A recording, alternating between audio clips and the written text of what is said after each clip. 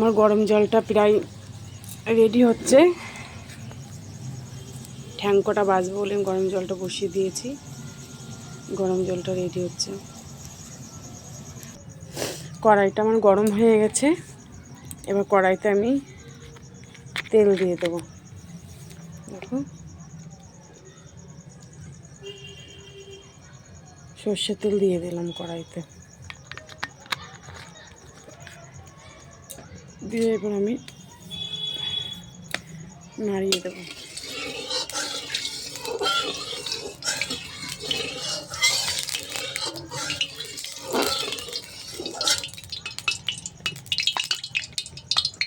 নাড়িয়ে এবার আলুগুলো আমি ছেড়ে দিচ্ছি।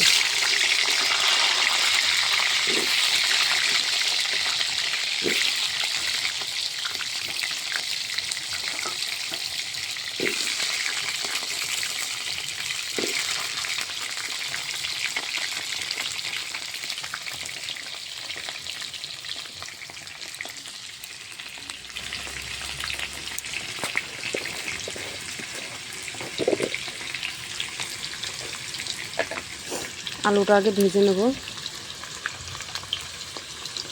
দেখো, আলুর ভিতরে একটু হলুদ দিলে আলুটা একটু ভালো লাল লাল করে ভাজা হয়। আলুটা একটু হলুদ দিয়ে দিলাম।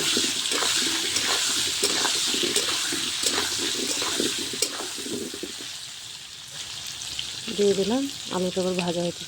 দেখো, আমার আলুটা প্রায় ভাজা হয়ে গেছে। প্রায় আলুটা লাল লাল লাল লাল করে ভাজা হয়ে গেছে। এদিকে আমার এই যে মাংসটা ধুয়ে রেখে দিয়েছি। আমি চিকেন খুবই পছন্দ করি, তাই চিকেন রান্না হচ্ছে। আর এদিকে আলুটা আর একটুখানি ভেজে নেব। দেখো, আমার আলু ভাজাগুলো পুরো কমপ্লিট হয়ে গেছে। এবার আমি কড়াইতে জিরে দিয়ে দিচ্ছি।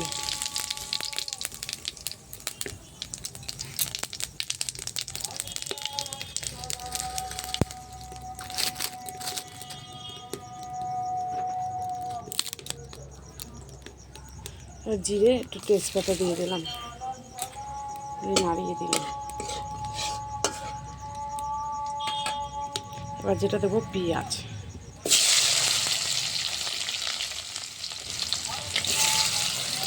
পেঁয়াজটা দিয়ে ভালো করে নাড়িয়ে নেব।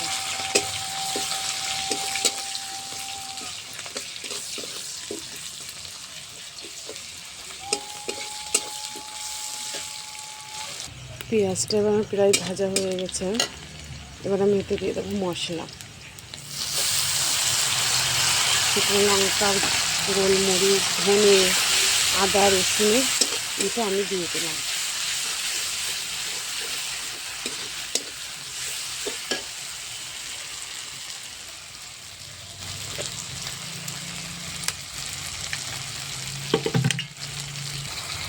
মশলাটা একটু জল দিয়ে দিলাম। জল দিয়ে এবার এতে দিয়ে দেবো পরিমাণ মতন নুন, পরিমাণ মতন হলুদ।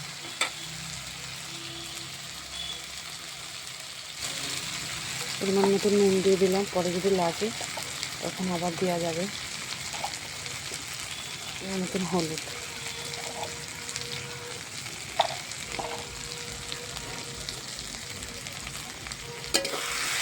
দিয়ে ভালো করে কষিয়ে নিচ্ছি।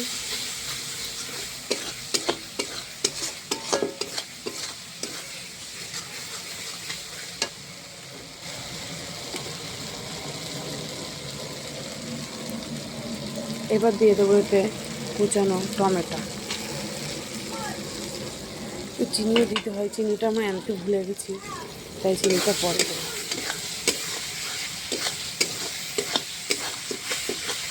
ভালো করে আমি মশলাটা কষিয়ে নেব। তোমরা তো আগের ভিডিওতে দেখেছো যে এটা আমি শিলে বেটেছি মশলাটা। শিলে বাটা মশলা খাওয়ার এটাই আলাদা, মজাই আলাদা।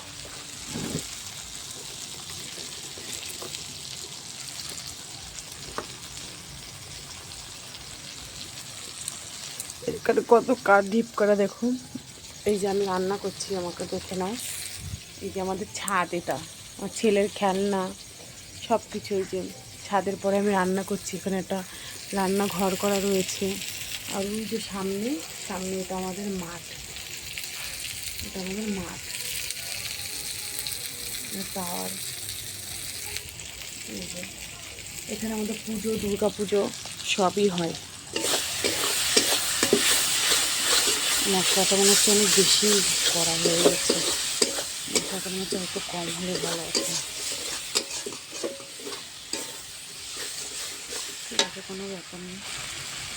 একটু তেল দিয়ে করতে,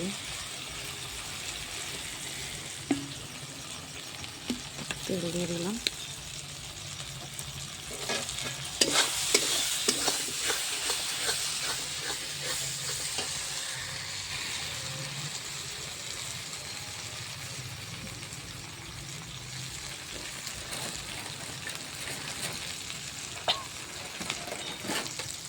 মশলাটা আমার প্রায় কষানো হয়ে গেছে, দেখছো এই যে তেল ছেড়ে দিয়েছে, কি সুন্দর তেল ছেড়ে দিয়েছে মশলায়। তার মানে বুঝতে হবে মশলাটা ভালো করে কষানো হয়ে গেছে।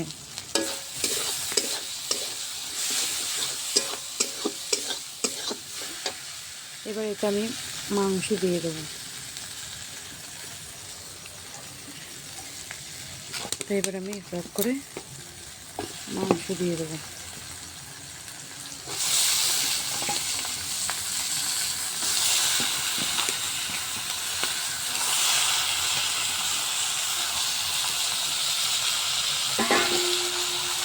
মাংস দিয়ে দিলাম। তোমাদের সাথে এখন সবসময় আমি ছোটোখাটো রান্নার ব্লগ দেবো এখন থেকে।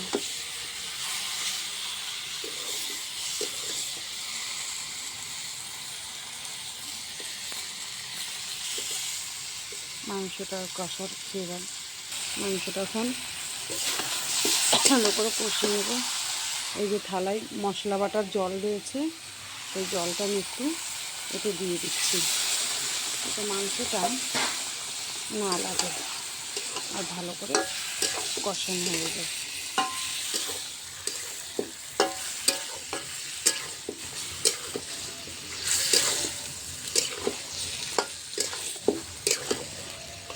তোমরা এইভাবে রান্না করে দেখবে, খুব সুস্বাদু লাগে খেতে। দেখো মাংসটা পুরাই কষানো হয়ে গেছে।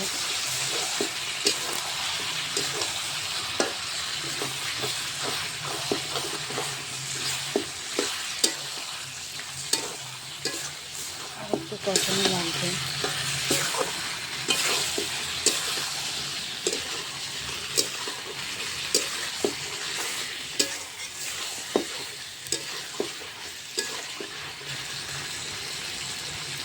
আর একটু কষবে মাংসটা।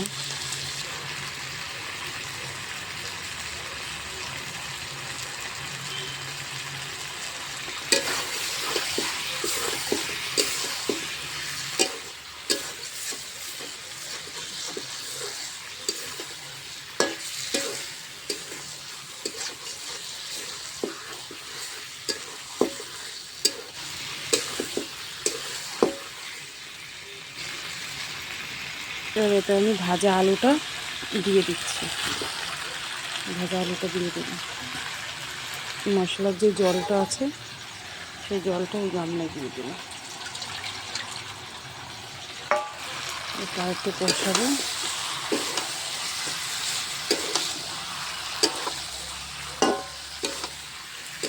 মাংসটা আলু না দিলে আমাদের বাঙালিদের ভালোই লাগবে না খেতে।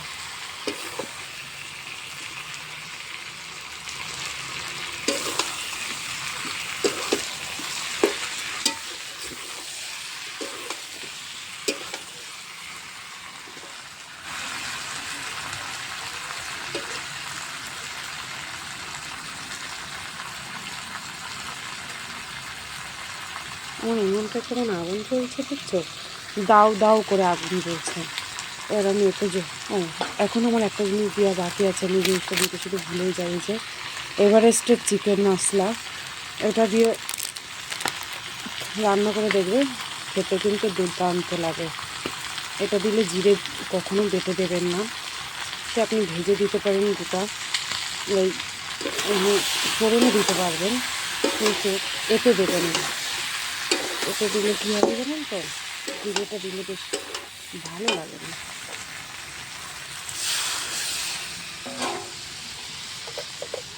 পরিমাণ মতো জল দিয়ে দিচ্ছি।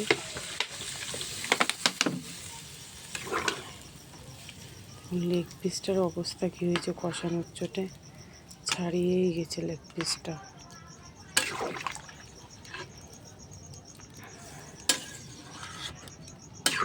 কি জল দেবো তাই ভাবছি, আমার জল দেওয়া লাগবে না, আস্তে আস্তে করে জাল দেবো, মাংস রান্না হয়ে যাবে। একটু সামান্য একটু দিয়ে দিই, ঢেকে দিচ্ছি। তরকারিটা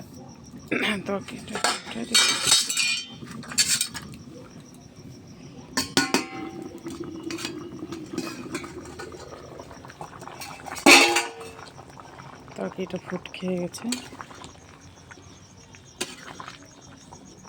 কিন্তু আমার লেগ পিসটা ছাড়িয়ে গেল, এটা ভেবেই আমার হাসি পাচ্ছে যে আমি কেমন কষালাম, যেমন লেগ পিস মানে মাংসের লেগ পিসটাই ছাড়িয়ে গেছে।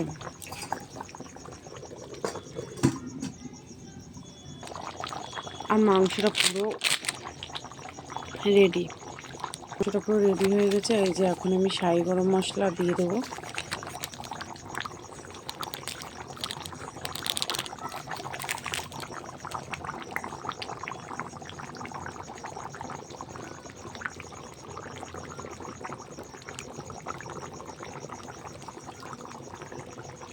আমার মাংস পুরো ওকে, আমার মাংস রেডি। কেমন হয়েছে তোমরা বলো, মাংস রান্নাটা কেমন হয়েছে।